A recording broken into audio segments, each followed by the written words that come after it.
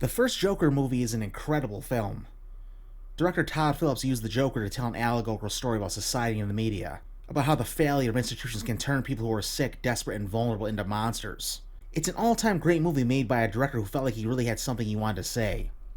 The sequel, Joker Folie, Deux, is one of the worst movies I've ever seen. It's so bad that I feel like Todd Phillips had to be intentionally trying to make a bad movie. In the first film, Arthur didn't start off as the Joker.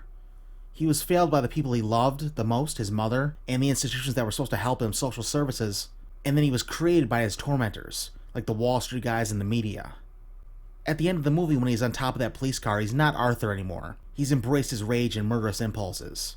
He's a monster now, and he's one that we created. From the beginning, Joker 2 undoes all of that, and I don't get why. He's Arthur again, and he's weak, meek, and pitiful. At no point does he show signs of being the person who struck terror into the entire city of Gotham. Or at least its elite. He's a sissy who gets bullied and beaten by the prison guards, and he's easily manipulated by the people around him. The main story of the movie is Arthur's trial. His lawyer, a wasted Catherine Keener, is trying to prove that the Joker is a split personality, and that Arthur wasn't himself when he committed the murder. And then you have the prosecution trying to prove that Arthur knew what he was doing all along. Characters from the first film come in for cameos to recount what happened in the first movie. Why do we need to see any of this? It's redundant. Everything they talk about we already saw in the first movie, and it doesn't add anything new here. In fact, it should be an easy win for the defense. In the first film, Arthur suffers from delusions. He had conversations with people who weren't even there. He didn't know what was real and what wasn't. Like everything was Zazie Beetz' character. How can anyone even try and claim that he's sane? Including Arthur himself. Lady Gaga plays Lee, this movie's version of Harley Quinn. She meets Arthur in Arkham and Arthur thinks he's finally found someone who understands him. But she's a poser. She's a spoiled girl with rich parents who pretends to have a tough life to try and get closer to Arthur. She voluntarily checked into Arkham to meet him. Everything she tells Arthur about her life is a lie. She just wants to be at the center of the Joker movement that the media created in the first movie. The singing is terrible in the movie. Most of it happens while the characters are in mid-conversation with each other. All it does is bring scenes to a stop and makes the movie drag. Making this movie a musical is one of the stupidest ideas ever.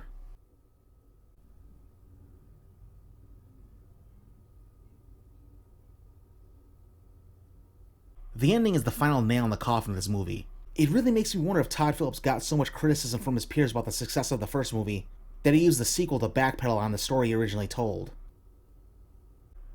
First, you've got Arthur renouncing the Joker persona and saying he was sane and in control of all of his actions.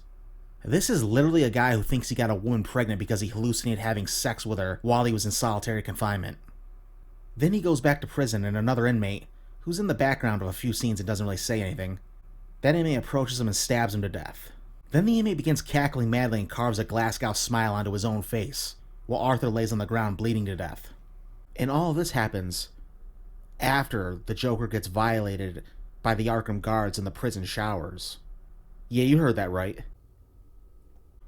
So the movie's twist is that Arthur isn't even the real Joker, even though the last movie was called Joker, and this movie is called Joker Folie, Deux, and both movies centered on him.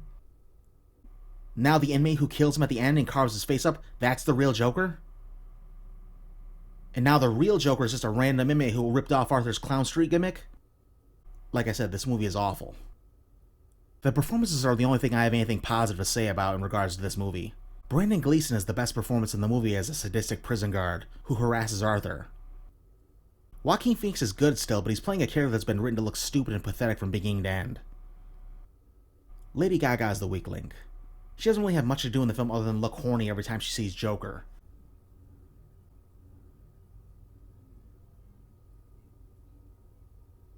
This movie is a complete dud. It's a 0 out of 10, an F. One of the biggest misfires of a movie I've ever seen. There should have never been a Joker 2. But if they had to make one, then this was the exact opposite of a story they should have made. This movie is so bad it retroactively hurts the original movie. I don't see how Todd Phillips and Joaquin Phoenix ever come back from this. Do yourself a favor and forget that this garbage even exists.